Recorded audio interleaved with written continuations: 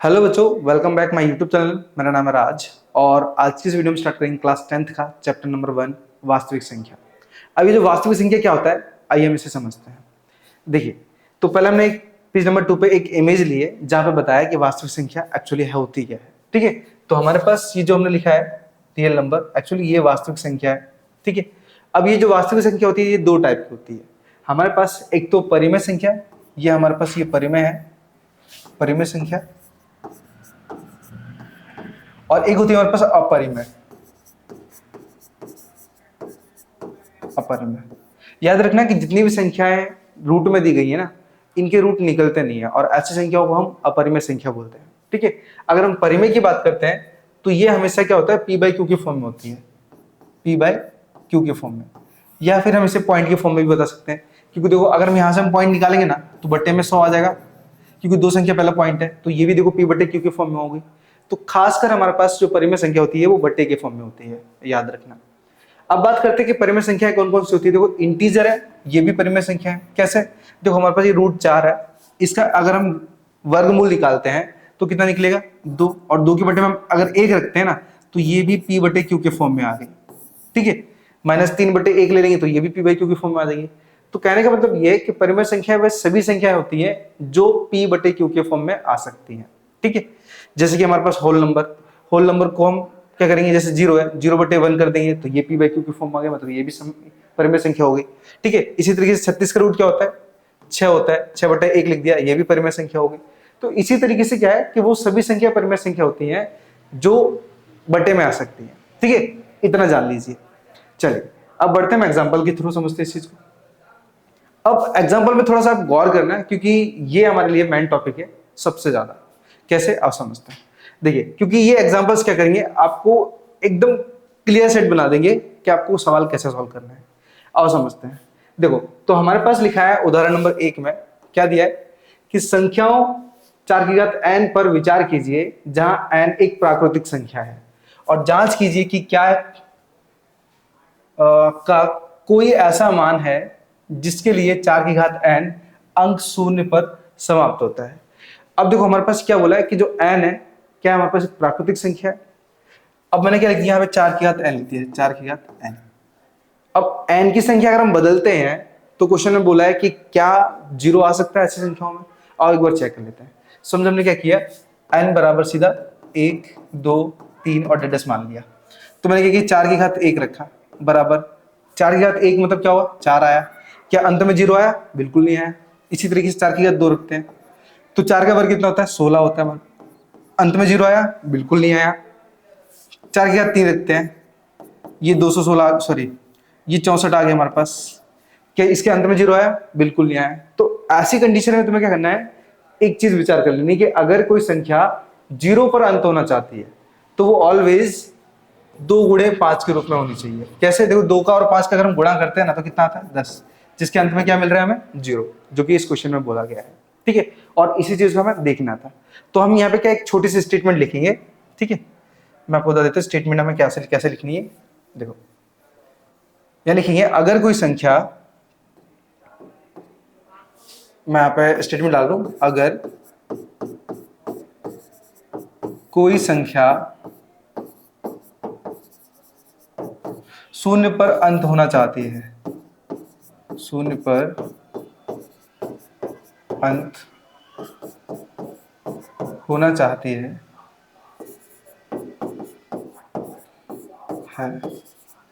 तो उसके गुणनखंड,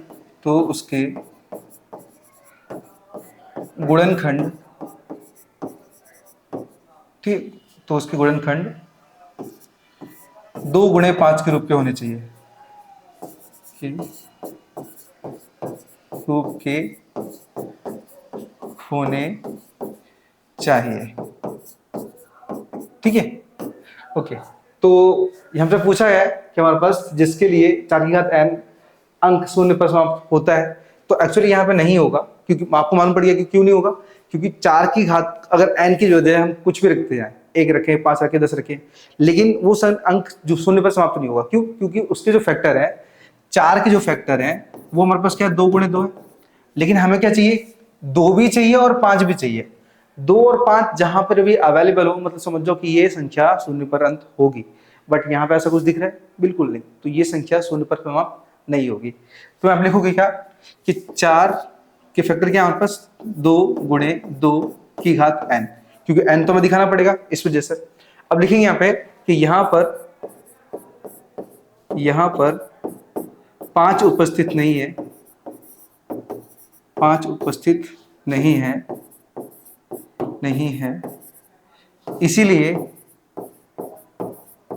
इसीलिए यह संख्या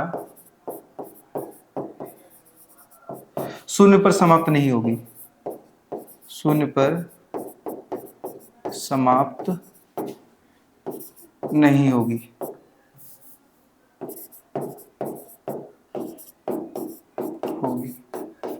ओके, तो आई होप जो मैं एक्सप्लेन करना चाहता हूं वो आपको एक ही बार में क्लियर हो गया हो। अगर मैं बता देता हूं कि अगर क्वेश्चन में अगर ऐसा पूछते हैं कि कोई भी संख्या, जैसे हमारे पास एक और क्वेश्चन आएगा, वहां पे 6 की घात n आएगा, पूछेंगे कि क्या ये 6 की घात n शून्य पर समाप्त होगी, तो तुम्हें क्या बोलना है कि पहले चेक करना है, सॉरी बोलना नहीं, पहले चेक करना है कि ये 6 के अगर फैक्टर निकालते हैं ना तो हमारे पास 2 गुणे 3 आते हैं। लेकिन अगर कोई संख्या के अंत में अगर 0 आना चाहता है या फिर चाहिए ना हमें, तो उसके फैक्टर क्या होने चाहिए? 2 गुणे 5। क्या ऐसा इसमें दिख रहा है तुम्हें? बिल्कुल नहीं दिख रहा है। तो सीधी सी बात है कि 6 की घात n भी शून्य पर समाप्त नहीं होगी। बस इतना सा काम करना है और कुछ नहीं, ठीक है। चलिए सो बढ़ते हैं हमारे पास सेकंड एग्जांपल की तरफ। अब हमारे पास क्या लिया है सेकंड एग्जांपल में कि संख्या 6 और 20 के अभाज्य गुणनखंड विधि से HCF और LCM ज्ञात कीजिए। अब पहले समझना कि ये अभाज्य क्या होता है, क्योंकि देखो ये चीजें अगर जान लोगे ना तो आपके क्वेश्चंस वैसे ही क्लियर रहेंगे। पहले समझो अभाज्य क्या होता है। देखो मैं तुम्हें 3 चीज बताता हूं, एक भाज्य, क्योंकि ये भी काम आएगा आगे जाके, भाज्य, अभाज्य और सह अभाज्य। सह अभाज्य। अब समझना कि जो भाज्य संख्या होती है ना वो किसको बोलते हैं, पहले समझना कि जैसे अगर हमारे पास कोई भी संख्या, जैसे हमने 10 लिया, 5, 50 लिया, जो भी हो, जिन संख्याओं के 2 से ज्यादा गुणनखंड होते हैं ऐसी संख्याएं भाज्य कहलाती हैं। कैसे? देखो जैसे मैंने 4 लिखा, अब ये 4 कौन कौन से पाड़े में आएगा? एक देखो, पहले तो दुनिया की कोई भी संख्या है वो 1 में आएगी, कंपलसरी है, 1 में तो सारी संख्याएं आती है कंपलसरी, ठीक है। दूसरी बात, यही 4 2 के में भी आएगा और यही 4 4 के में भी आएगा। तो यहाँ पे गुणनखंड कितने हैं? 4 के, 2 से ज्यादा, मतलब ऐसी संख्याओं को हम क्या बोलेंगे? भाज्य बोलेंगे। अब कोई एग्जांपल ले लेते हैं, जैसा अभाज्य। अभाज्य में क्या होगा? हमारे पास सिर्फ 2 ही गुणनखंड होंगे, जिनके केवल और केवल 2 गुणनखंड हो ऐसे संख्याओं को बोलता हूं अभाज्य। कैसे?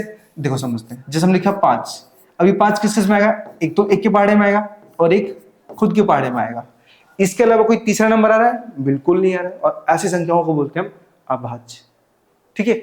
आई होप समझ गए हो। इसी तरीके से अगर मैं कोई भी नंबर बोलूंगा ना तो आपको समझना है, जैसे मैंने बोल दिया 10, तो आपको चेक कर रहा है 10 एक तो खुद में आ रहा है, सॉरी 1 में आ रहा है, एक 2 में भी आएगा, 5 में भी आएगा और ये 10 में भी आएगा। देखो 2 से ज्यादा है, यहाँ पे 2 से ज्यादा, तो मतलब ये क्या होगा? ये आ जाएगा भाज्य संख्या में, ठीक है। तो इस तरीके से आपको जानना है, समझना है, तब जाके सॉल्यूशन करना है। अब नेक्स्ट आता है हमारे पास सह अभाज्य। तो इसमें हमेशा याद रखना कि जिनका केवल और केवल सिर्फ एक ही गुणनखंड होता हो उसको हम बोलेंगे क्या? सह अभाज्य संख्या, ठीक है। आई होप आपको क्लियर हो गया हो कि सह अभाज्य संख्या किसको बोलेंगे? जिसका केवल और केवल एक गुणनखंड हो। लेकिन जिनका 2 से ज्यादा है वो भाज्य, जिनका सिर्फ 2 ही है वो अभाज्य, और जो 1 है उसका सह अभाज्य। तो इस तरीके से आपको थोड़ा सा याद रखना है। अब बात की है इसमें की गई है कि अभाज्य गुणनखंड विधि। अब ये क्यों बोलते हैं? देखो जैसे मान चलो मैंने यहाँ पे दिया 50 नंबर दिया 50, अब हम क्या करें? इसका एलसीएम निकाल रहे हैं, ठीक है। 2 से 2 दूनी 4, एक इधर, 2 पंजे 10, फिर हमने क्या किया? 5 से निकाला, 5 पंजे 25, फिर 5 से निकाला, 5 एक 5। अब तुम्हें दिख रहा है कि यहाँ पे जो 2 है ना, 2 वो कौन सी संख्या है? वो अभाज्य संख्या है। ये 5 दिख रहा है, वो कौन सी संख्या है? वो अभाज्य संख्या है, क्योंकि ये सभी के नंबर क्या हमारे पास? सिर्फ 2 ही फैक्टर है, इन सभी के सिर्फ 2 ही गुणनखंड है। ये 5 क्या है? ये भी अभाज्य। तो इनमें क्या होता है ना कि हम किसी भी संख्या का अगर हम एलसीएम निकालेंगे ना तो हमें जो आगे के नंबर मिलेंगे ना, जिसको हम गुणनखंड बोलते हैं, वो सारे के सारे पता है किसके फॉर्म में मिलेंगे, अभाज्य गुणनखंड के फॉर्म में मिलेंगे। इसीलिए इस मेथड को हम बोलते हैं अभाज्य गुणनखंड विधि। किस मेथड को, ये आप बोलते हैं एलसीएम एलसीएम, ये एलसीएम लासा, ये लासा को हम अभाज्य गुणनखंड विधि भी कहते हैं, ठीक है, याद रखना। चलो तो अब हम डायरेक्टली निकाल देते हैं।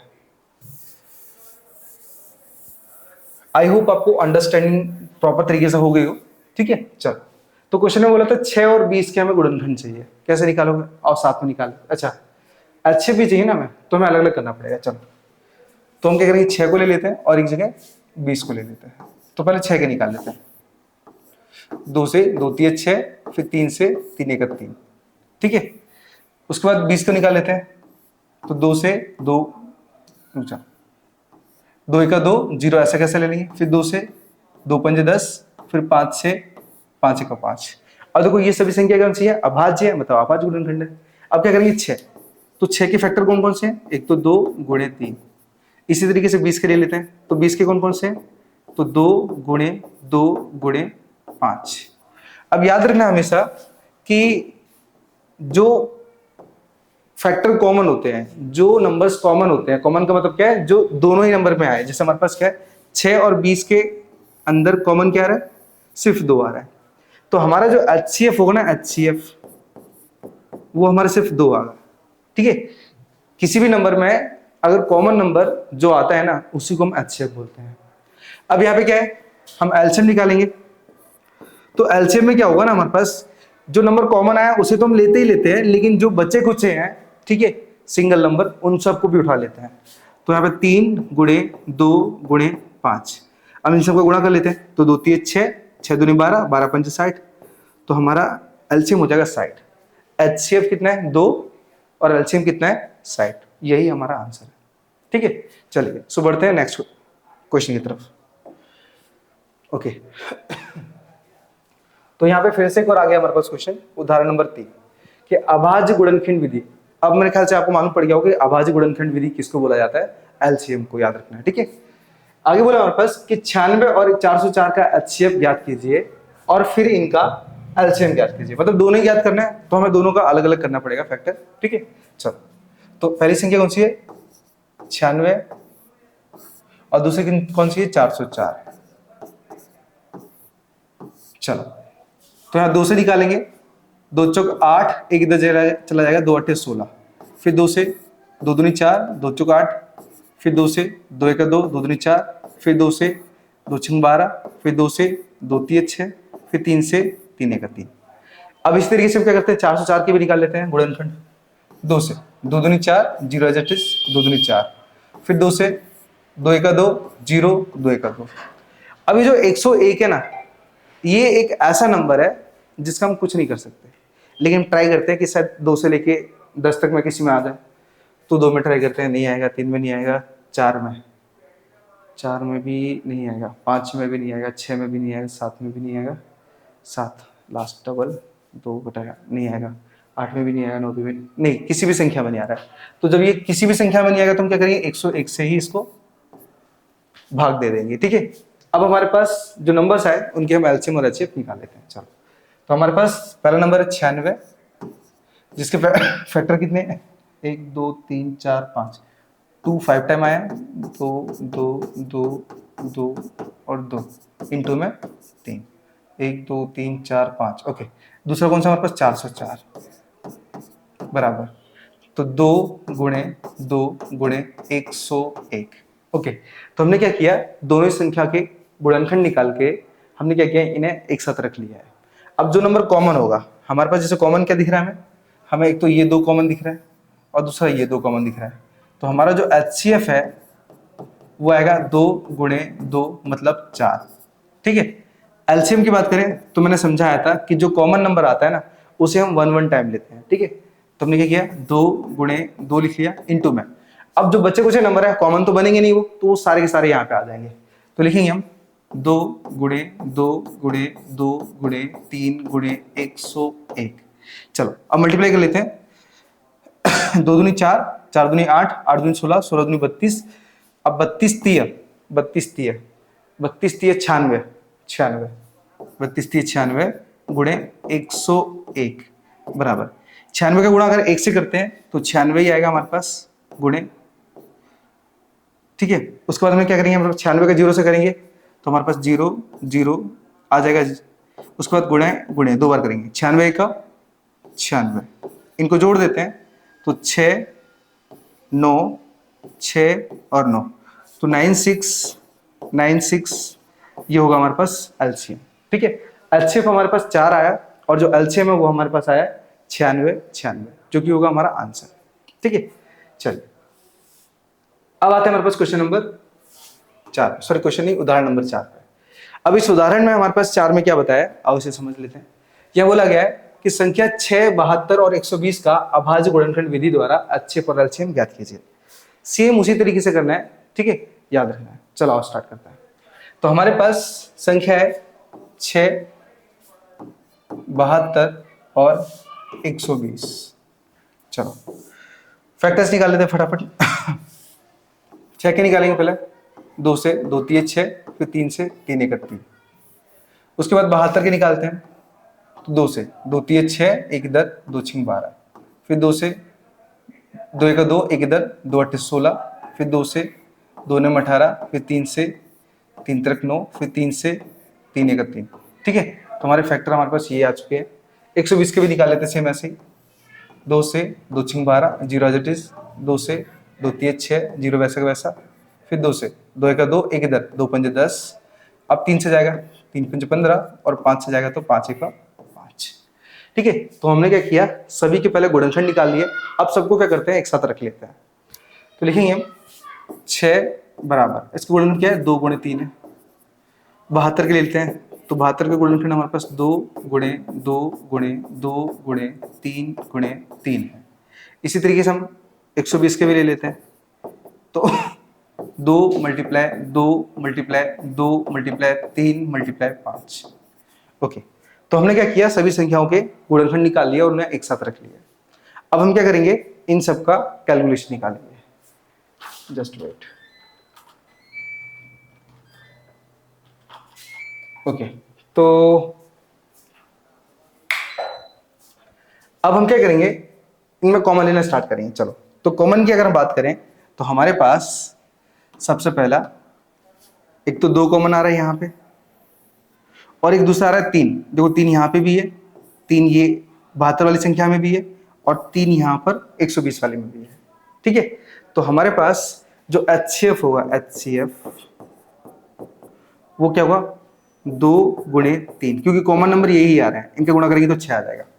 अब एलसीएम में एक पासा पलट वाला काम होगा, जो कि पता नहीं मुझे कि आपको किसी ने बताया नहीं बताया, लेकिन मैं आपको सिंपल से समझाता हूं, ध्यान देना। हमारे पास जो एलसीएम है, एलसीएम में जो कॉमन उसे तुम रखेंगे, ठीक है। अब बाकी के जो दूसरे नंबर है ना, अगर वहां कॉमन निकल रहे हैं तो वहां कॉमन भी निकालेंगे। कैसे, और समझते हैं। जैसे हमारे पास 6 के अंदर कॉमन नहीं आ रहा है और तो 6 को हटा दो, लेकिन एलसीएम के अंदर क्या होता है ना कि हमारे पास 72 और 120 में कॉमन आ रहा है, तो हम एलसीएम में ले सकते हैं। तो हमारे पास देखो ये 2 भी कॉमन आ रहा है, ये 2 भी कॉमन आ रहा है, और बाकी कोई कॉमन नहीं आ रहा है। तो इसको हम 1 टाइम रखेंगे, इंटू में 2, फिर यहाँ पे 1 2 इंटू में 2, फिर इंटू में 3, इंटू में 5, ठीक है। आई होप आपको मालूम पड़ गया हो। एचसीएफ में तीनों में से कॉमन आना चाहिए, और लेकिन एलसीएम में क्या होगा, अगर 2 नंबरों से कॉमन आ रहा है तो वो भी कॉमन लेके रखेंगे हम, ठीक है। 2 बार नहीं रखना है, कॉमन आ रहा है तो 1 बार रखेंगे, कुछ इस तरीके से, जैसा कि मैंने यहाँ पे दिखाया, ठीक है। अब क्या करेंगे, हम इनका मल्टीप्लाई कर लेते हैं। चलो, तो 2 3 6, 6 दूनी 12, 12 दूनी 24, 24 3 72, और 72 पंजे 7 पंजे 35, 72 पंजे 7 पंजे 35, लगभग हमारे पास 135 145 जैसे कुछ आएगा। चलो देख लेते हैं। पहले काम करते हैं, 5 से गुणा कर लेते हैं। देखो 5 से 5 दूनी 10, जस्ट वेट, क्योंकि मल्टीप्लाई थोड़ा इजी हो जाए ना, इसलिए। देखो हमेशा याद रखना है कि अगर आपको गुणा भी करना है ना, तो 2 और 5 के रूप में पहले करना, क्योंकि 2 और 5 का करोगे ना तो जिससे 10 बनेगा, जो कि एक सरल नंबर होगा मल्टीप्लाई करने के लिए। देखो पहले 5 से कर लेते हैं।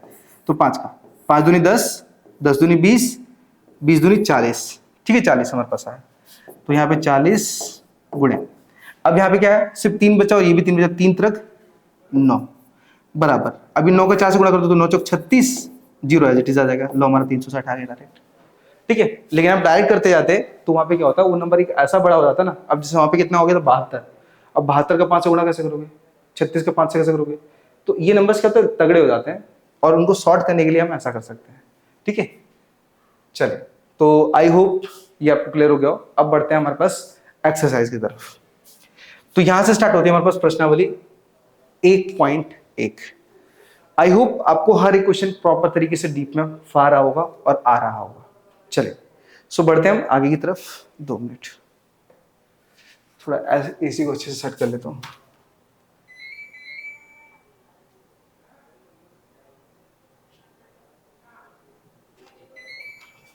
ओके,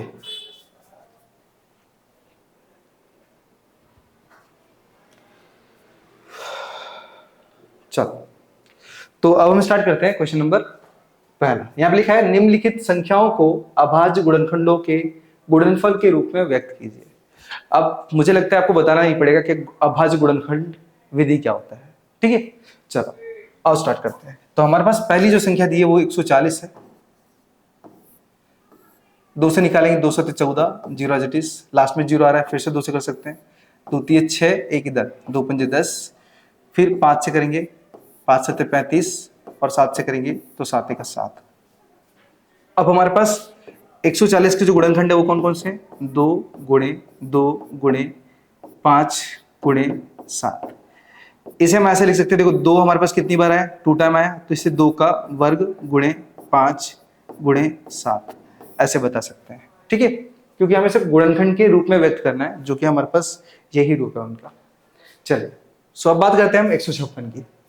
चलो 156, इसको निकाल लेते हैं 2 से, 2 7 14, एक इधर जाएगा, 2 8 16, फिर 2 से, 2 3 6, एक इधर, 2 9 18, फिर 3 से, 3 3 1 3, 3 3 9, फिर 13 से, 13 1 13।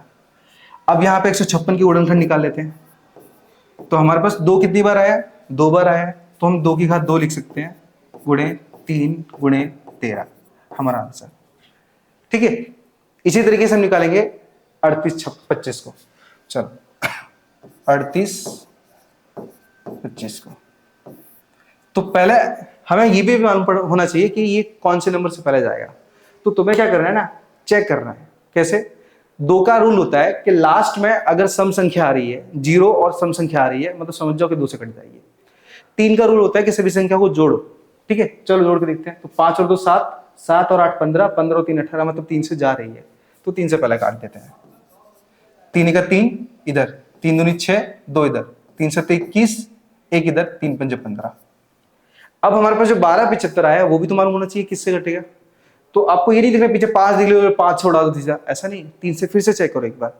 तो 5 और 7 12, 12 और 2 14, 14 और 1 15, मतलब 3 से अभी भी जा रहा है, क्योंकि 3 के पहाड़े में 15 आता है। तो 3 चौक 12, 3 दूनी 6, एक इधर, 3 5 15। अब फिर से एक बार जोड़ के देखते हैं, 5 और 2 7, 7 4 11। अब 11 3 के पहाड़े में नहीं आता, तो हम 3 से नहीं कर सकते। 4 का रूल होता है कि लास्ट की जो 2 संख्याएं होती है ना, वो 4 के पहाड़े में आनी चाहिए। 25 तो आते ही नहीं है।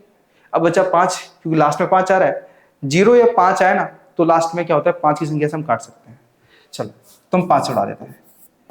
5 8 40, 2 इधर आ गया, 5 5 25, फिर से 5 से जाएगा क्योंकि लास्ट में 5 है, 5 1 5, 3 इधर, 5 7 35, 17 से जाएगा, 17 1 17। अब 38 25 के सभी फैक्टर रख देते हैं। तो 38 25, सबसे पहले हमारे पास 3 बार 2 आया है, सॉरी 2 बार आया है, तो 3 की घात हम 2 लिख सकते हैं। इसी तरीके से 5 भी 2 बार आया है, तो 5 की घात 2 गुणे 13, लो सॉरी 13 नहीं, एक्चुअली ये 17 है। ठीक है, लो हमारा आंसर एकदम सिंपल वे में। अगर आप लोगों को नहीं पता कि मैं जो निकाल रहा हूँ मैं किस तरीके से एलसीएम दे पा रहा हूँ, ठीक है, किस नंबर से देना है, हमें कब देना है, वो अगर नहीं मालूम पड़ रहा है ना, तो एक काम कीजिए, कमेंट में सिर्फ डिविजिबिलिटी रूल लिख दो, क्योंकि उस टॉपिक का नाम ही डिविजिबिलिटी रूल है। अगर आप चैट जीपीटी, आजकल तो देखो ना आप कि बहुत सारा एआई वगैरह चल रहा है, उसका मिसयूज ना करके ना बहुत अच्छे कामों में यूज कर सकते हैं। ठीक है, अगर वहां पे आप लिख दोगे कि 1 से लेके 20 तक डिविजिबिलिटी रूल बता दो, बस तो वो पूरा बता देगा कि कब कैसे क्या फॉलो करना है। ठीक है, और वो आपको हर एक क्लास में काम आएगा। ठीक है, चलो सो बढ़ते हैं आगे। अब आता है हमारे पास 5005। इस नंबर को हमें करना है कैलकुलेशन। तो चलो बहुत इजी है, इसे भी उड़ा देते हैं। 5005। ओके चलो, अब ये 5005 पहले किस नंबर से जाएगा, कैसे मालूम पड़ेगा? सीधी सी बात है, लास्ट में सम संख्या नहीं है तो 2 से नहीं जाएगा, जोड़ने पर 10 बन रहा है मतलब 3 से नहीं जाएगा, अंतिम संख्या जो 2 है जैसे 0 और 5 वो 4 के पहाड़े में नहीं आती, मतलब 4 से भी नहीं जाएगा। तो लास्ट में लास्ट क्या बचा? 5। तो 5 से निकाल देते हैं। 5 का 5 0 0 5 का 5। अभी जो 1001 है ना, ये सिर्फ 7 से जाएगा। कैसे? और समझते हैं। देखो लास्ट की जो संख्या होती है ना उसको डबल करते हैं तो वो 2 हो जाएगा। अब बचा सिर्फ 100, लास्ट की संख्या को हटा दो। हाँ, तो बचा हमारे पास क्या? 100 में से इस 2 को घटाएंगे तो बचेगा 98, और 98 7 के पहाड़ से कट जाता है। ठीक है, चलो तो 7 से काटते हैं। 7 के 7 3 इधर, तो 7 चौक 28, 2 इधर, 7 तिया 21। अभी जो 143 है ये कटता है सिर्फ 11 से, तो हम 11 से काट देंगे। 11 के 11, 3 इधर चला जाएगा, 11 तिया 33, और 13 सिर्फ 13 से कटता है, 13 का 13। अब जो 5005 है हमारे पास, उसके गुणनखंड निकले हैं 5 गुणे 7 गुणे 11 गुणे 13, जो कि हमारा आंसर। ठीक है, सिंपल है, कोई ज्यादा हार्ड नहीं है। चलो तो अब हम बात करते हैं क्वेश्चन नंबर नेक्स्ट की। नेक्स्ट क्वेश्चन नंबर में क्या बोला है? Just wait.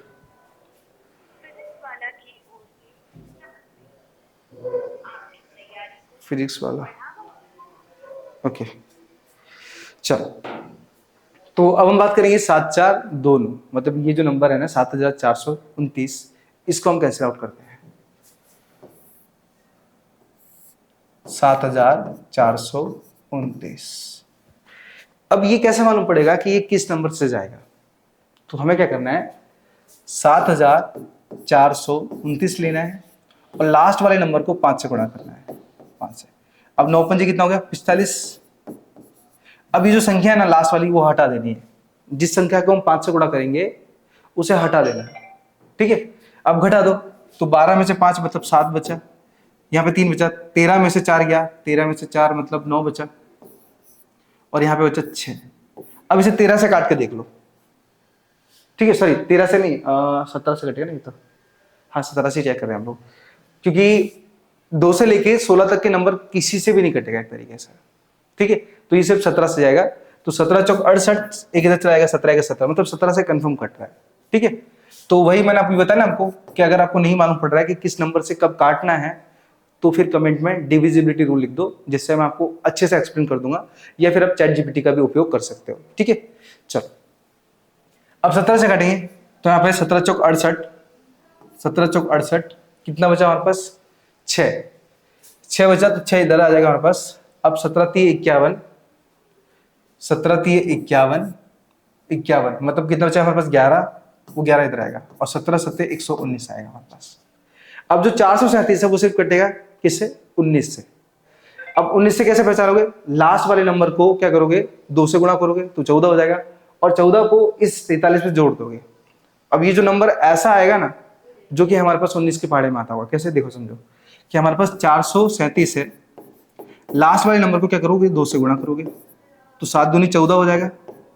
अब इसको मैं हटा देता हूँ लास्ट वाली संख्या को, 4 और 3 7, 1 और 4 5, तो 57 तो 19 के पहाड़े में आता है, तो आराम से कट जाएगा ये, तो 19 से निकाल सकते हैं। चलो अब यहाँ पे 19 दूनी 38, कितना बचा? 5, 19 30 57, और ये 23 से ही कटेगा, 23 1 23। तो हमारे पास जो 7429 है, इसके जो गुणनखंड है वो 17 गुणे 19 गुणे 23 ये आएंगे। ठीक है, तो इस तरीके से इसे कंप्लीट करना है। आई होप आपको प्रॉपर तरीके से समझ में आ रहा हो। चलिए सो बढ़ते हैं क्वेश्चन नंबर 2 की तरफ। ओके, ये क्वेश्चन इजी है, लेकिन यहाँ पे थोड़ा मल्टीप्लिकेशन वगैरह थोड़ी सी ज्यादा हो जाती है, तो थोड़ा ध्यान रखना कि इसको हम कैसे फॉलो करेंगे या फिर कैसे कंप्लीट करेंगे। देखो तो यहाँ पे हम देखेंगे, अपने पास दिया है कि पूर्णांकों के निम्नलिखित युग्मों के HCF और LCM ज्ञात कीजिए। पहले हमारे पास जो संख्याएं दी गई ना, ये इनके एलसीएम और एचसीएफ निकाल लो। उसके बाद हमारे पास एक यूक्लिड का फॉर्मूला है जो दिया गया है कि दो संख्याओं का गुणनफल, ये दो संख्या कौन सी है जिनके हम एलसीएम और एचसीएफ निकालेंगे, ये वाले। उसके बाद बराबर एचसीएफ और एलसीएम का गुणनफल या फिर गुणाकार निकालेंगे। और जब इन दो संख्याओं का गुणाकार और एलसीएम और एचसीएफ का गुणाकार जब सेम निकलेगा ना, तब यहाँ पे होगा वेरिफिकेशन, ठीक है, जिसको हम बोलते हैं जांच कीजिए। चलिए ट्राई करते हैं, बहुत इजी, आराम से आ जाएगा आपको।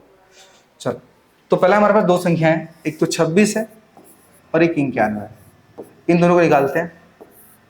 तो 2 से 2 1 2, 2 3 6, फिर ये 13 से जाएगा, 13 1 13। इसको निकालेंगे तो ये 7 से पहले जाएगा, 7 1 7, 2 जाएगा, 7 3 21। अब ये 13 से जाएगा, 13 1 13। अब हमारे पास 26 के गुणनखंड कौन कौन से हैं, तो 2 गुणे 13।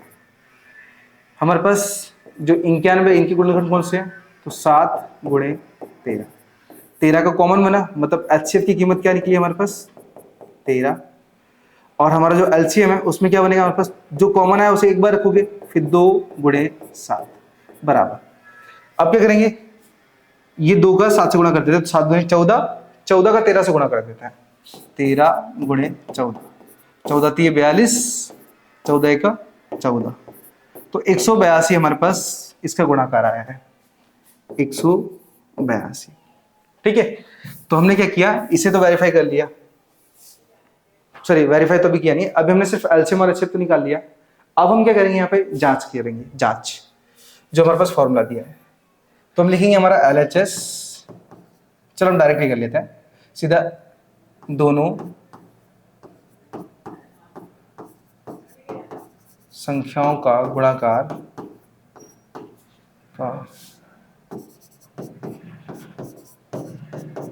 गुणा कर देता हूं, बराबर एलसीएम गुणे एचसीएफ।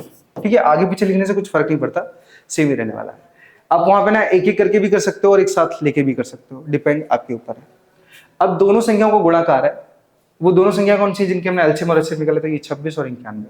तो हम लिखेंगे यहाँ पे 26 गुणे 91 बराबर एलसीएम और एचसीएफ क्या है, तो एलसीएम हमारे पास था 182 और एचसीएफ हमारे पास 13।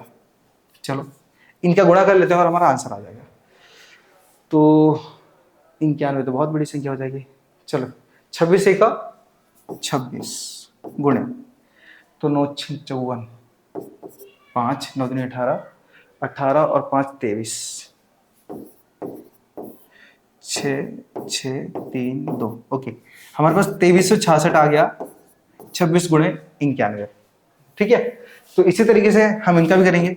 तो 13 दूनी 26 गुणे 13 8 104, 104 और 13 1 13, 13। तो 6 2 4 6 3 और 2, तो 2366 हमारा यहाँ पे भी आ गया। बस हमें यही जांच करना था कि दोनों संख्याएं हमारे पास बराबर है या नहीं, मतलब हमारा एलसीएम और एचसीएफ, सॉरी एलएचएस और आरएचएस दोनों बराबर है या नहीं। ठीक है, इसी तरीके से याद रखना है, हमारे पास ये जो एचसीएफ और एलसीएफ लिखा हुआ है ना, ये हमारे क्वेश्चन में लासा गुणे गूसा भी लिखा हो सकता है, गूसा, या सॉरी मासा भी लिखा होता है, मासा।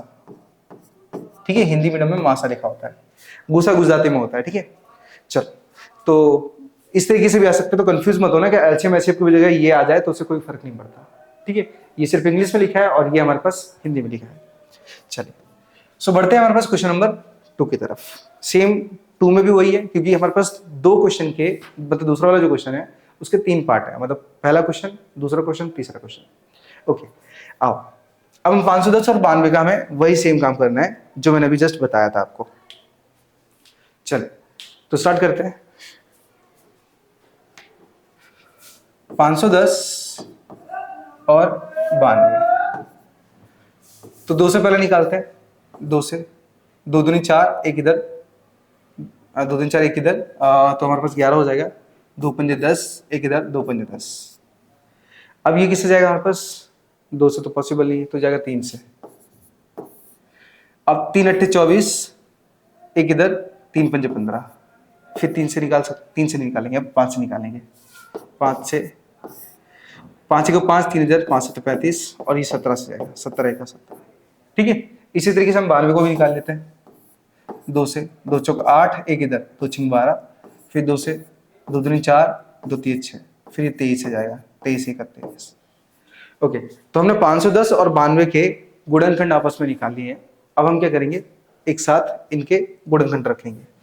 तो हमारे पास 510 है बराबर 510 के कौन कौन से गुणनखंड है हमारे पास, 2 गुणे 3 गुणे 5 गुणे 17। इसी तरीके से 92 के भी निकाल लेते हैं। तो 92 के हमारे पास दिए हैं 2 गुणे 2 गुणे 23। अब कॉमन क्या बन रहा है, सिर्फ हमारे पास 2 बन रहा है, कॉमन सिर्फ हमारे पास 2 बन रहा है। तो हमारा जो HCF होगा ना, HCF वो होगा 2। अब एलसीएम की बात करें तो एलसीएम में 2 तो आएगा ही आएगा, क्योंकि मैंने बताया था कि जो कॉमन होता है उसे एक बार हम एलसीएम में तो रखते ही रखते हैं। एक बार कॉमन 2 संख्या होती है आपस में, लेकिन रखते हैं हम उसे एक बार, याद रखना। अब जो बची कुछ ही है ना, जो बेचारे दल्ले हैं, जो बेचारे निठल्ले हैं, जो बेचारे बेरोजगार हैं, जो बेचारे सिंगल हैं, उनको हम हर बार रखेंगे। मतलब बोल सकते हो कि यहाँ पे सारी संख्या को ले लेना है हमें डायरेक्टली। ओके, तो हमारे पास बाकी संख्या कौन कौन सी है, एक तो 3 गुणे 5 गुणे 17 गुणे 2 गुणे 23। ठीक है, तो हमने क्या किया, बाकी सभी संख्याओं को ले लिया है। अब हम क्या करेंगे, सबका गुणा करेंगे। चलो गुणा कर लेते हैं यार, गुणा बहुत हैवी जा रहा है, चलो ले लेते हैं। 2 पंजे 10, 10 दूनी 20। तो पहले हमने चलो 20 ले लिया, 20 गुणे। अब कौन सा बचा हमारे पास, 23 का 3 से कर दिया, 23 3 69, मतलब 69 हो जाएगा, 69 गुणे। अब क्या बचा हमारे पास, सिर्फ 17। तो 17 को हम एज इट इज ले लेते हैं, 17। अब आपस में गुणा कर लेते हैं। तो 2 पहले देखो हमारे पास इन दोनों का करेंगे तो 0 वैसे वैसे आ जाएगा, 2 9 18 हासिल 1 2 6 12 और 1 13 गुणे 17। 17 से मल्टीप्लाई कर देते हैं तो 0 तो हमारे पास वैसे ही आएगा। याद रखना कि कभी भी किसी संख्या से मल्टीप्लाई कर रहे हैं ना और उसके अंत में 0 है, तो जितने 0 दिख रहे हैं ना उतने 0 उतार दो सीधा। ठीक है, सिंपल। अब 17 8 कितना होता है, 126। 17 8 सॉरी 17 8 136 होता है, 17 8 136 गुणे 17 3 51 गुणे गुणे और 17 1 17 17 जोड़ देते हैं तो 6 4 6 और 7 13 हासिल की 1 2 तो 23 46 आएगा, मतलब 23,460 आएगा हमारा।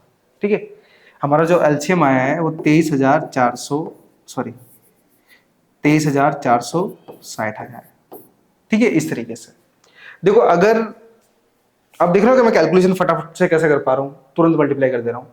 अगर आपको ये सब और सीखना है ना तो बस एक टॉपिक और लिख देना, फास्ट कैलकुलेशन। मैं आपको इसके बारे में भी बता दूंगा। ठीक है, क्योंकि मेरा फेवरेट और मेरा मेन सब्जेक्ट मैथ ही है। ठीक है, तो मैथ्स में बड़ा मजा आता है मुझे। ठीक है, याद रखना। हाँ, कहीं कहीं बाई मिस्टेक कुछ छोटी मोटी मिस्टेक कर देता हूँ।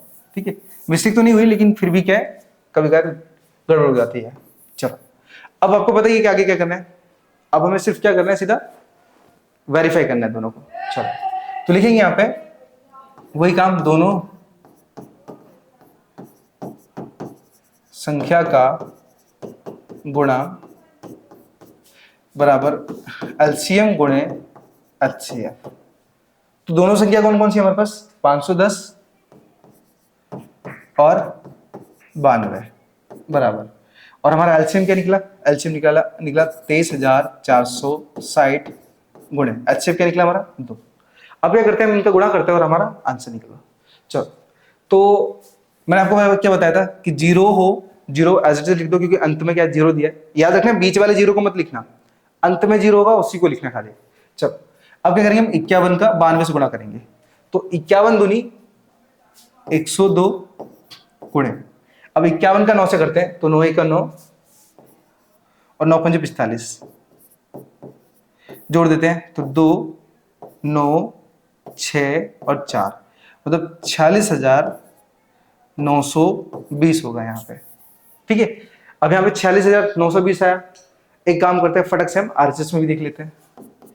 तो 0 तो वैसे वैसा है, 2 6 12 हासिल की 1 2 चौक 8 और 1 9 2 3 6 और 2 दूनी 4, तो 46,920 उधर भी है, मतलब हमारे पास जो LHS है वो RHS के बराबर है। ठीक है, वही हमें यहाँ पे क्या करना था, वेरीफाई करना था। चलो, सो आई होप आपको हर एक पॉइंट प्रॉपर तरीके से समझ में आ रहा हो कि किस तरीके से मैं इसे निकाल पा रहा हूँ।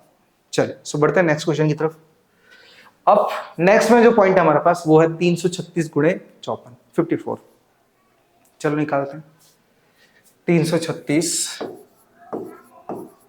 और 54 मतलब 54। दो से, दो एक दो, एक इधर, दो छंग 12, एक इधर, दो अट्ठे 16, फिर दो से, दो अट्ठे 16, दो चौक 8, फिर दो से, दो चौक 8, दो दूनी 4, फिर दो से, दो दूनी 4, दो एक दो, अब तीन से, 21 और 7 का 7। दो से निकालते हैं, दो दूनी 4, एक इधर, दो 7 14, अभी तीन से जाएगा, 3 9 27, 3 से 3 3 9, फिर 3 से 3 31। तो अब हमने क्या किया, यहां पर 336 और 54 के क्या किए, गुणनखंड निकाल दिए अभाज्य गुणनखंड विधि से। अब हम क्या करेंगे, इनके फैक्टर निकाल के एलसीएम और एचसीएफ निकाल लेते हैं, जिससे हम वेरीफाई भी कर पाए। चलो, तो हमारे पास 336 के गुणनखंड कौन कौन से हैं, आओ लिख लेते हैं। तो 1 2 3 4, 2 2 2 2 इंटू में 3 गुणे 7, 3 गुणे 7। इसी तरीके से 54 54 के भी ले लेते हैं। तो 2 गुणे 3 गुणे 3 गुणे 3। चलो, अब यहाँ पे थोड़ा ध्यान देना कि हम किन संख्याओं का पेयर बना रहे हैं। देखो, 2 का जोड़ा बन गया, 3 का भी जोड़ा बन गया, अब किसी का जोड़ा नहीं बन रहा है, और किसी का जोड़ा बन रहा है, नहीं बन रहा है। तो हम लिखेंगे HCF बराबर 2 गुणे 3 बराबर 6। अब मैंने एलसीएम का क्या बताया था कि हमारे पास एलसीएम में जो कॉमन है उसे लिख देंगे। तो 2 और गुणे 3 ये कॉमन था। अब बाकी के जो बचे नंबर है उन सभी को हम यहाँ पे रख देंगे सीधा। तो हमारे पास 2 गुणे 2 गुणे 2 गुणे 7 गुणे 3 मल्टीप्लाई में 3। चलो, अब क्या किया हमने, देखो सारी संख्या को रख लिया। अब इस सभी संख्या को मल्टीप्लाई कर देंगे और हमारा यहाँ तक एलसीएम निकल आएगा। चलो, तो पहले हम 2 का सिर्फ कर लेते हैं, 2 का। तो 2 दूनी 4, 4 दूनी 8, 8 दूनी 16, 16 नहीं है ही नहीं, तो 16 लिख लेते हैं, 16 गुणे। अब 3 का कर लेते हैं। तो 3 3 9, 9 3 27, 27 और गुणे बचा क्या हमारे पास, सिर्फ 7, 7 कर लेते हैं। चलो, अब एक काम करते हैं, फटक से इनका मल्टीप्लाई कर लेते हैं। तो पहले हम 16 से करते हैं। 16 सत्ते 16 सत्ते हमारे पास 112, अरे 16 सत्ते 112, 112 और 16 दूनी 32। तो 2 1 2 3 और यहाँ पे 4, तो 432 आया। अब 432 को क्या करते हैं, 7 से गुणा कर देते हैं, हमारा आंसर आएगा। 7 दूनी 14, हासिल की 1, 7 21 और 1 22, हासिल की 2, 7 चौक 28 और 2 30। तो 3024 निकल रहा है हमारा, 3024, 3024। ठीक है, हमारा जो एलसीएम है वो 3024 आया है। चलो, देखो मल्टीप्लाई आपको अगर नहीं आ रहा है, देखो वैसे तो आपको कुछ ना कुछ आइडिया तो आ रहा होगा कि मैं किस तरीके से शॉर्ट में कर रहा हूँ। ठीक है, तो आप ऐसे भी ट्राई कर सकते हो, नहीं तो आपको जैसे आता है आप वैसे ट्राई करो, कोई दिक्कत नहीं है। ठीक है, मैं थोड़ा शॉर्ट कर रहा हूँ क्योंकि कम टाइम कंज्यूम हो, वीडियो बहुत ज्यादा लेंथी हो जाएगी इस वजह से। ठीक है, तो शॉर्ट करने की कोशिश कर रहा हूँ। चलिए, अब हम क्या करेंगे, वही हमारा काम था। क्या लिखेंगे हम, दोनों संख्या का गुणा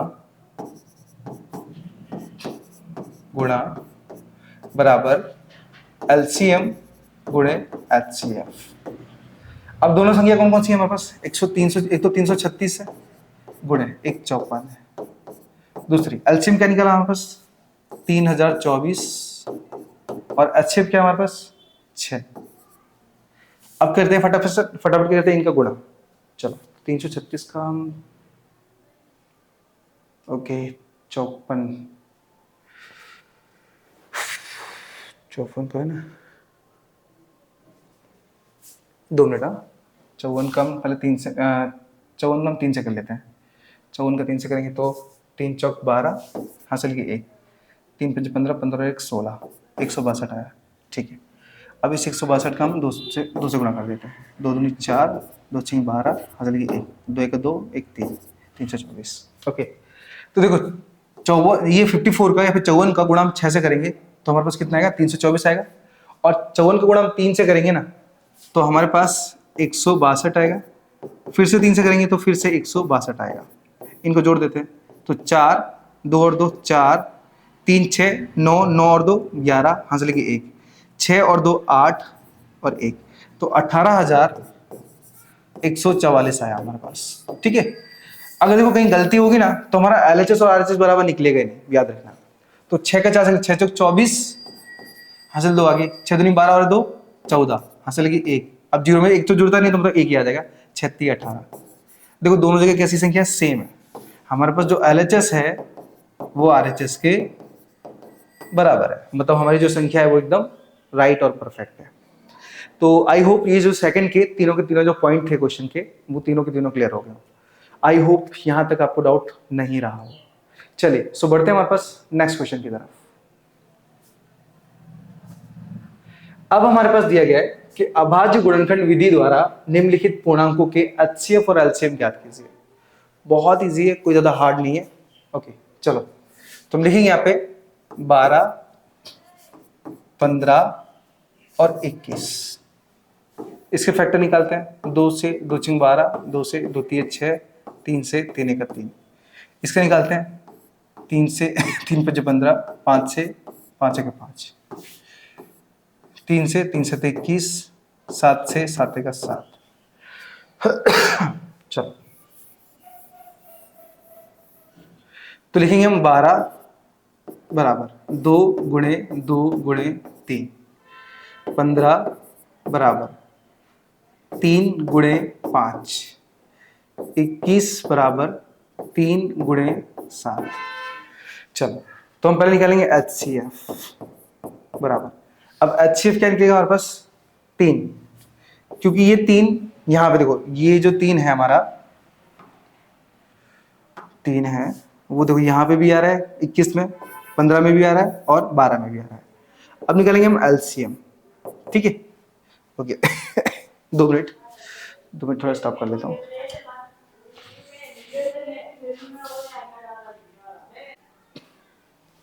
चलिए सॉरी थोड़ा स्टॉप कर दिया था। चलो तो हम LCM मतलब HCF तो निकाल ही चुके थे, अब हम बात कर रहे थे LCM की। तो LCM में क्या होगा हमारे पास, जो हम कॉमन ले चुके हैं उसे हम 1 टाइम रखेंगे। अब जो बच्चे कुछ सबको ले लेंगे, तो 2 गुणे 2 गुणे 5 गुणे 7 सबको उठा दिया। अब इसको इनको गुणा करेंगे, 2 दूनी 4, 4 पंजे 20, तो 20 गुणे 7 3 21, 21 का 2 से करेंगे तो 21 दूनी 42, 0 आएगा, मतलब हमारे पास जो LCM आएगा वो आएगा 420। ठीक है, LCM हमारे पास 420 आएगा। अब हम क्या करेंगे, कुछ नहीं कर रहे हैं, बस हो गया, क्योंकि यहाँ पे आगे बोले नहीं कि मतलब है ना यहाँ पे वेरीफाई करो या फिर हमारे पास जांच करो, ऐसा कुछ नहीं करना। सिर्फ और सिर्फ हमें HCF यानी महत्तम और LCM मतलब लासा निकालना था, मासा और लासा निकालना था। चलो सो बढ़ते हैं हम आगे की तरफ। अब हमारे पास क्वेश्चन नंबर तीसरा है और तीसरे का दूसरा पॉइंट है 17 23 और 29। नंबर बड़े हैं, मल्टीप्लाई भी थोड़ा बड़ा रहेगा। चलो निकालते हैं, तो 17 23 और 29, ये तीनों नंबर हमारे पास ऐसे है ना जिनमें कॉमन कुछ नहीं आएगा, और जहां कॉमन नहीं आता वहां पे हम एक लेते हैं, ऑलवेज याद रहता है। तो पहले 17 का करते हैं, तो 17 एक 17, एक को 1 से कर देंगे, 23 का निकालेंगे, 23 एक 23, फिर एक को 1 से कर देंगे, 29 का निकालेंगे, 29 एक 29 और एक को 1 से कर देंगे। अब हमारे पास देखो कॉमन क्या निकलेगा, सिर्फ 1 ही निकलेगा, क्योंकि पता ही है कि देखो 17 23 और 29 ये किसी भी पहाड़ में आपस में मैच नहीं करते, तो हमें एक खुद से निकालना पड़ेगा, क्योंकि HCF कुछ ना कुछ तो निकलता है संख्याओं का। तो एक इन सबका कॉमन था तो एक हमने रख दिया सब में। लिखेंगे हम सीधा 17, इनके फैक्टर क्या निकले 17 गुणे 1, 23 का निकालेंगे तो 23 गुणे 1, 29 का निकालेंगे तो 29 गुणे 1। तो जो हमारे पास कॉमन आ रहा है वो हमारा क्या है, HCF है। HCF निकला हमारे पास 1। LCM निकालते हैं, तो LCM में हमारे पास क्या है 1 गुणे 17 गुणे 23 गुणे 29, ये सभी के सभी आ जाएंगे। अब हम क्या करेंगे, इन सबका गुणा करेंगे और आगे की कैलकुलेशन बढ़ाएंगे। चलो, तो 17 का 1 से करेंगे तो 17 का 17 रह जाएगा गुणे। तो पहले हम क्या करते हैं, 23 और 29 का गुणा कर लेते हैं। तो 23 नंबर 207 आता है, 23 नंबर 207। ओके, तो 23 नंबर 207 और 23 दूनी 46, 46 जोड़ते हैं तो 7 6 6। अब 17 से और गुणा कर देते हैं, हमारा काम क्लियर हो जाएगा। तो 17 सत्ते 119, 17 सत्ते 119, 17 छिंग 102, 17 छिंग 102, 102 फिर से 6 बार करेंगे तो फिर से 102 आ जाएगा, जोड़ देंगे तो 9, 2 और 1 3, 2 और 1 3 और 1 का 1, 1 का 1, मतलब 11,339 आया। ठीक है, हमारे पास इन सबका गुणाकार 11,339 आया। ठीक है, जो कि हमारा राइट ही होगा, गलत तो नहीं होगा कैसे भी। राइट ही है। चलो, सो आई होप ये वाला जो क्वेश्चन है वो भी क्लियर हो गया हो। बढ़ते हैं हम तीसरे के थर्ड के ऊपर। तो हमारे पास तीसरे का थर्ड दिया है, हमारे पास 8 9 और 25। ये तीन संख्या सेम उसी की तरह है क्योंकि यहाँ पे भी कोई कॉमन नहीं आएगा। ठीक है, तो हम लिखेंगे सीधा 2 से, 2 चौक 8, फिर 2 से 2 दूनी 4, फिर 2 से 2 1 2। यहाँ निकालेंगे 3 से, 3 त्रिक 9, फिर 3 से 3 1 3। 25 को निकालेंगे 5 से, 5 5 25, फिर 5 से 5 1 5। कॉमन कहीं भी नहीं है तो 1 से हम वापस से खुद से कर देंगे एक बार, 1 से 1 से।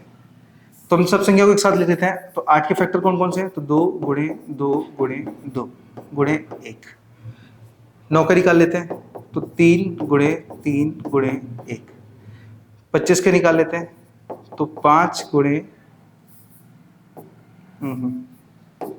5 गुणे 1। तो देखो हमारे पास जो 1 है ना वो तीनों जगह आ रहा है, तो मतलब हमारे पास जो HCF होगा ना वो 1 होगा, लेकिन LCM थोड़ा सा लार्ज हो जाएगा। ठीक है, तो LCM में क्या होगा, कॉमन तो 1 आएगा ही आएगा, कॉमन तो 1 आएगा ही आएगा, उसके साथ साथ जो संख्या है ना वो सारी की सारी उठा ली जाएंगी। तो हमारे पास 2 गुणे 2 गुणे 2 गुणे 3 गुणे 3 गुणे 2 गुणे 5। ठीक है, हमने सारी संख्याओं को रख लिया है। अब मैंने क्या बोला था कि किसी भी संख्या का गुणा करना है ना तो सिर्फ एक ही चीज चुनो, क्या, पहले 2 और 5 का गुणा करो। चलो इनको करते हैं। तो देखो 2 दूनी 4, 4 दूनी 8, ये 8 का 1 से करेंगे तो 8 ही रहने वाला है, और 8 पंजे 40 गुणे। अब दूसरी संख्या उठा लेते हैं। चलो, तो 2 दूनी 4, 4 दूनी 8, अच्छा एक चीज और रहेगी वो भी ले लेते हैं। तो 8 पंजे 40, 40 मैं वापस कर लेता हूँ एक बार, 2 मिनट। 2 दूनी 4, 4 दूनी 8, 8 दूनी 16 और 16 पंजे 80, 80 आ गया। अब कौन सी बची संख्या हमारे पास, 3 और 3, यही बची ना, तो 3 त्रिक सीधा 9, 8 में 72, 0 बचे तो 720 आ जाएगा हमारे पास LCM। हमारा जो LCM आएगा वो आएगा 720। सिंपल सिस्टम, ना ही कोई प्रॉब्लम, ना ही कोई मतलब मल्टीप्लाई करने में दिक्कत, कुछ नहीं, एकदम सिंपल तरीके से, एकदम मक्खन की तरह से आंसर आ जाएगा। ठीक है, चलो तो अब हम बढ़ते हैं क्वेश्चन नंबर नेक्स्ट की तरफ, जो कि है क्वेश्चन नंबर 4। क्वेश्चन नंबर 4 में हमारे पास है HCF, इन दोनों संख्याओं का हमारे पास 9 दिया है, तो बोला है LCM को ज्ञात करो। बहुत आराम से कर सकते हो। हमारे पास जो यूक्लिड मेथड है ना, यूक्लिड, ठीक है, उस यूक्लिड मेथड का हम यूज कर लेंगे यहाँ पे। चलो, लामा यूक्लिड स्टार्ट करते हैं। फॉर्मूला था हमारे पास, दोनों संख्याओं का गुणा, दोनों संख्या का गुणा बराबर LCM गुणे HCF। तो हमारे पास दोनों संख्या कौन सी है, 306 और 657 बराबर, और हमारा जो HCF है वो 9 है और LCM हमें निकाला, तो LCM को हम LCM रख देते हैं गुणे, और HCF हमारे पास 9 दिया है।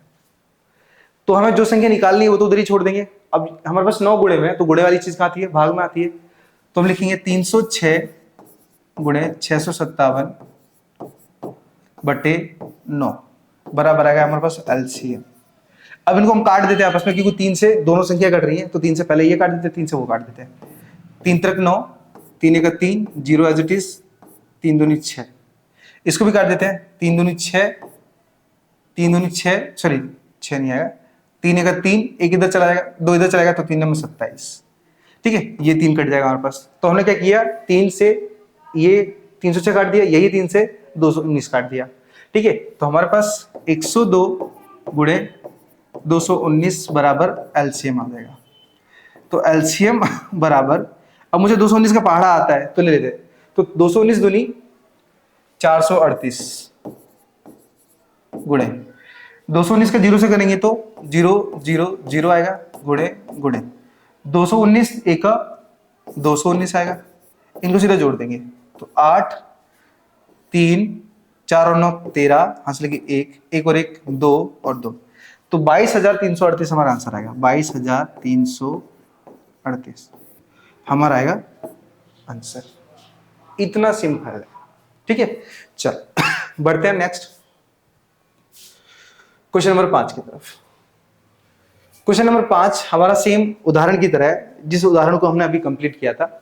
वहां पे लिखा था कि 4 की घात n को बताओ कि वो शून्य पर अंत होगी नहीं होगी, वही हमें यहाँ पे बताना है। यहाँ लिखा है कि जांच कीजिए कि क्या किसी प्राकृतिक संख्या के लिए 6 की घात n अंक 0 पर समाप्त हो सकती है। बिल्कुल नहीं हो सकती। क्यों? क्योंकि 6 के हम फैक्टर निकालेंगे तो 2 गुणे 3 आएगा, और 2 गुणे 3 में 5 तो आए नहीं। सीधी सी बात है कि वो संख्या शून्य पर अंत नहीं होगी। तो पहले मैं स्टेटमेंट लिख देता हूं। स्टेटमेंट में हम क्या लिखेंगे, अगर किसी भी संख्या को, फिर से लिख दो मैं, अगर किसी भी संख्या को शून्य पर अंत होना है, शून्य पर अंत होना है तो उसके गुणनखंड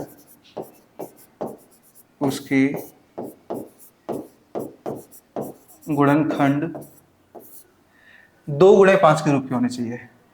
2 गुणे 5 के रूप के होने चाहिए,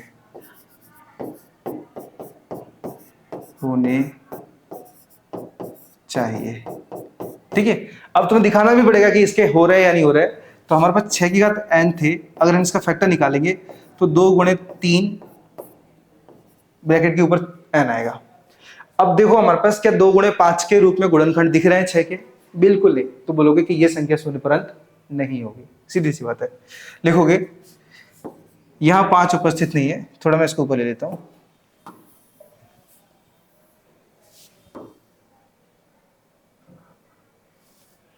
ओके, यहां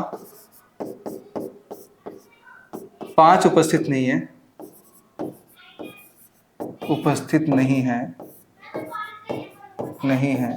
तो ये संख्या शून्य पर अंत नहीं होगी, शून्य पर अंत नहीं होगी।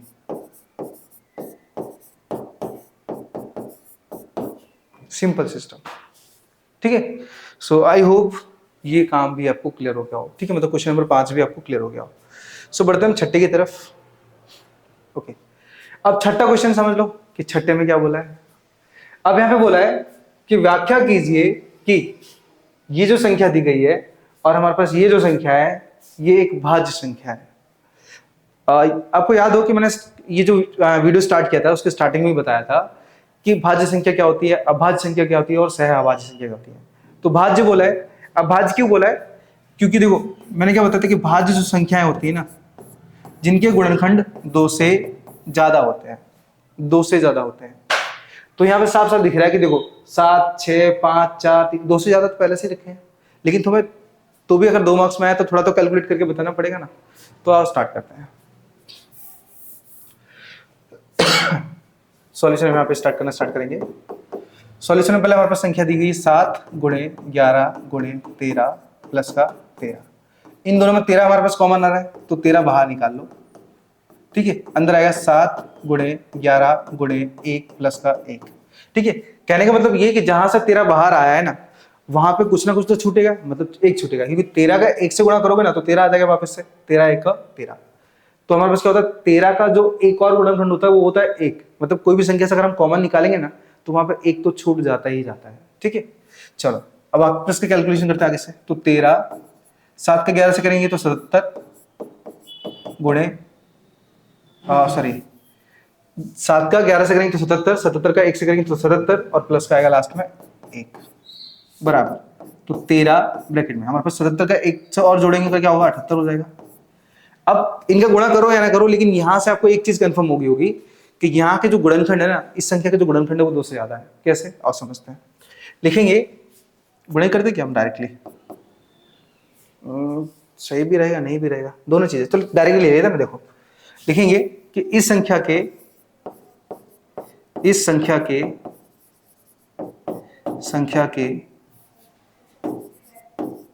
2 से ज्यादा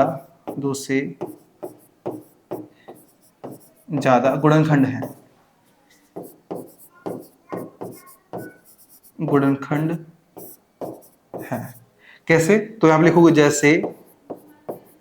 जैसे लास्ट में देखो 2 क्यों, क्योंकि देखो 8 जो अंतिम अंक है ना वो सम संख्या है, तो ये जो 78 है वो 2 से भी कट जाएगा।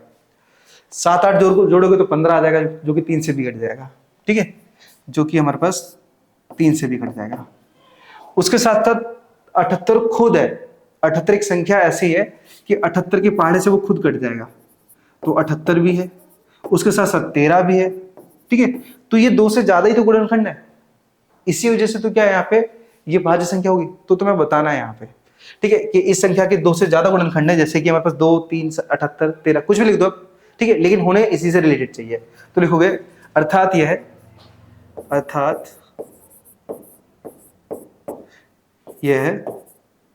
एक भाज्य संख्या है।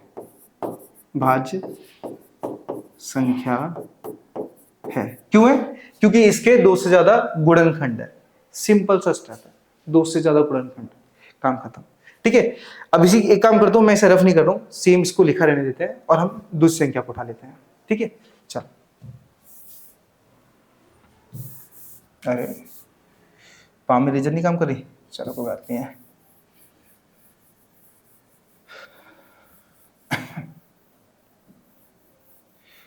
ओके,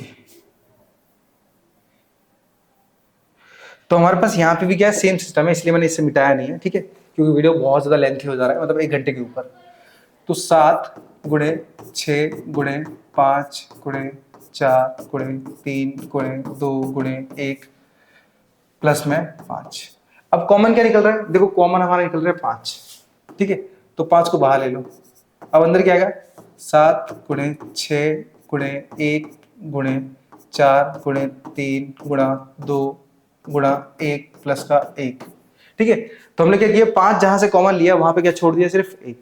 अब जो बचे कुछ है उनका सबको गुणा कर दो, तो 5 ब्रैकेट में 7 छंग 42, 42 एका 42 और 42 दूनी 84, 84 गुणे 4 3 12 और 12 एका 12 प्लस का 1 बराबर 5 गुणे। तो 12 का 84 से गुणा कर देते हैं, तो 12 चौक 48 और 12 अठे 96। अरे 2 मिनट, 12 अठे 96 8 6 4 10 हासिल की 1 मतलब 10, 1008 आएगा, 1008 किसका, 12 और 84 का गुणा करने पर और प्लस का 1 बराबर 5 ब्रैकेट में, इनको जोड़ेंगे तो 1009 आएगा। अब देखो यहाँ पे हमारे पास 2 से ज्यादा तो नहीं दिया, देखो अगर पहले भी देखोगे ना तो भी कोई दिक्कत नहीं है, इस वाले में देखोगे तो भी कोई दिक्कत नहीं है, क्योंकि 5 और 1009 ये तो एक में आएगा ही आएगा, एक में तो कंपलसरी आएगा ही आएगा। क्यों आएगा, क्योंकि मैंने क्या बोला था कि यूनिवर्स में जितनी भी संख्या है ना, ये सब की सब 1 का गुणनखंड है, सब की सब। ठीक है, तो पहले वाले संख्याओं में भी हम 1 लिख सकते थे, उससे कोई दिक्कत नहीं है। तो देखो 1 लिख दिया, उसके बाद अभी 2 से तो नहीं आ रहा है, 3 से भी नहीं आ रहा है, 4 से भी नहीं आ रहा है, 5 से आ रहा है, क्योंकि यहाँ पे 5 खुद रिप्रेजेंट है। ठीक है, उसके साथ साथ 1009 भी है, तो यहाँ पे भी क्या है, 2 से ज्यादा गुणनखंड है यहाँ पे भी। इस संख्या में भी 2 से ज्यादा गुणनखंड है और इसी वजह से ये संख्या क्या होगी, एक भाज्य संख्या होगी। सिंपल सा और सबसे अच्छा और सीधा सिस्टम है, ठीक है। चलिए सो बढ़ते हैं हमारे पास इसके नेक्स्ट क्वेश्चन की तरफ। क्वेश्चन नंबर 7 जो कि हमारा लास्ट क्वेश्चन है, आओ इसे समझ लेते हैं। अब यहां पे बोला है किसी खेल के मैदान के चारों ओर एक वृत्ताकार पथ है, जैसा कि हमारे पास दिखाया हुआ है मैंने कि एक वृत्ताकार मतलब गोल एक ग्राउंड दिया गया है। इस मैदान का एक चक्कर लगाने में सोनिया को 18 मिनट लगते हैं। यहाँ पे जो सोनिया है, सोनिया वो इस ग्राउंड का एक चक्कर पूरा करने में 18 मिनट का समय लेती है, ठीक है। जबकि इसी मैदान का एक चक्कर लगाने में रवि को लगते हैं 12 मिनट, ठीक है। तो यहाँ पे जो रवि है, रवि उसको लगते हैं 12 मिनट का समय लगता है एक चक्कर को पूरा करने में। तो आगे बोला है कि मान लीजिए वे दोनों एक ही स्थान के, देखो एक ही स्थान और एक ही समय पर चलना प्रारंभ करके एक ही दिशा में चलते हैं, तो कितने समय बाद वह पुनः प्रारंभिक स्थान पर मिलेंगे। ओके, अब ध्यान देना, बहुत आसान है। देखो समझो कि हमारे पास दोनों यहीं पे हैं, दोनों यहाँ पे रवि यहाँ पे भी है और हमारे पे इसके साथ सोनिया भी यहाँ पे है। सोनिया दोनों ही यहाँ पर है, एक ही जगह पर है और एक ही डायरेक्शन में और एक ही समय पर चलना स्टार्ट करते हैं। तो इसमें बोला है कि दोनों कितने टाइम बाद आकर इसी स्थान पर मिलेंगे, ठीक है। तो याद रखना कि जब भी कभी ऐसा कोई क्वेश्चन पूछा जाए जहां पे समय की बात हो रही हो तो हमेशा निकालना एलसीएम। क्यों? क्योंकि एलसीएम का मतलब तो लीस्ट कॉमन मल्टीपल, मतलब कम से कम समय में वो कब आके मिलेंगे वो हम निकालेंगे एलसीएम के द्वारा, ठीक है। एलसीएम का तो बात ही खत्म है। एलसीएम एक ऑप्शन है जिससे तुम क्या कर सकते हो कि कम से कम टाइम में निकाल सकते हो, ठीक है। चलो तो यहाँ पे निकालेंगे 18 और 12, इन दोनों का एलसीएम निकालेंगे। अब पता है कुछ बच्चों के माइंड में ना ये बात आ रही होगी कि हम एलसीएम ही क्यों ले रहे हैं। तो ऑलवेज याद रखना कि एलसीएम से क्या हुआ, हमारा least common multiple. Least common multiple का मतलब होता है कि 18 और 12 से एक ऐसा मल्टीपल निकल के आएगा ना जो कि ये दोनों उसके फैक्टर होंगे, ये दोनों। तो इससे क्या हो जाएगा, ये कंफर्म हो जाएगा कि जो फैक्टर आएगा ना वही तुम्हारा समय होगा जब ये दोनों आके एक ही जगह पे मिलेंगे, ठीक है। कैसे आओ समझते हैं। तो पहले हम निकाल लेते हैं इसे 2 से। 2 में 18, 2 6 12, फिर 2 9 वैसे का वैसा रहेगा, 2 3 6, फिर 3 से, 3 3 9, 3 1 3, फिर 3 से, 3 1 3 1। अब देखो 2 2 4, 4 3 12, 4 3 12 और 12 3 36। तो हमारे पास एलसीएम क्या निकल रहा है, एलसीएम निकल रहा है 36 मिनट। अब तुम खुद देखो, क्या 12 के बारे में 36 नहीं आता? आता है, 3 बार में आता है 12 3 36। क्या 18 के बारे में 36 नहीं आता? हाँ आता है, 2 बार में आता है। मैंने क्या बोला था कि एक ऐसा नंबर निकलेगा जो कि ये दोनों इसके गुणनखंड है, ठीक है। सो कहने का अर्थ ये है कि सीधा सिंपल सा सिस्टम कि जब भी कभी समय की बात की जाए और हम कोशिश करेंगे कि जल्दी से जल्दी आकर मिले, तब हमें निकालना है एलसीएम, ठीक है। इस एलसीएम का फुल फॉर्म क्या होता है? एलसीएम का फुल फॉर्म होता है लीस्ट कॉमन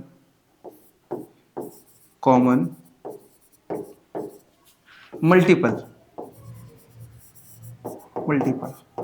मतलब एक छोटा सा लीस्ट का मतलब छोटा, कम। तो एक छोटा सा नंबर निकल के आएगा जो कि दोनों नंबर का एक मल्टीपल होगा, ठीक है। इसलिए हम एलसीएम निकाल रहे थे। तो आई होप ये जो एग्जाम्पल है और एग्जाम्पल के साथ साथ मतलब जो 1.1 के सारे सवाल हैं वो आपको पूरे के पूरे क्लियर हो गया, ठीक है।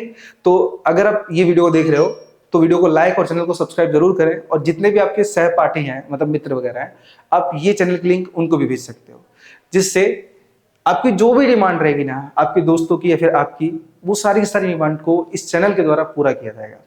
चाहे वो आपका मैथ हो, चाहे वो आपका साइंस हो, चाहे वो आपका एसएस हो, चाहे वो आपका इंग्लिश हो, और चाहे वो आपका अदर सब्जेक्ट हो, ठीक है। तो आपको क्या करना है, ये ज्यादा से ज्यादा इस चैनल को शेयर करना है, जिससे क्या होगा, सभी की मदद हो पाएगी, ठीक है। सभी की हेल्प हो पाएगी, जिससे आप भी कुछ सीखोगे और आपके दोस्त भी कुछ सीखेंगे, ठीक है। चलिए सो मिलते हैं हम नेक्स्ट वीडियो में, तब तक के लिए राधे राधे।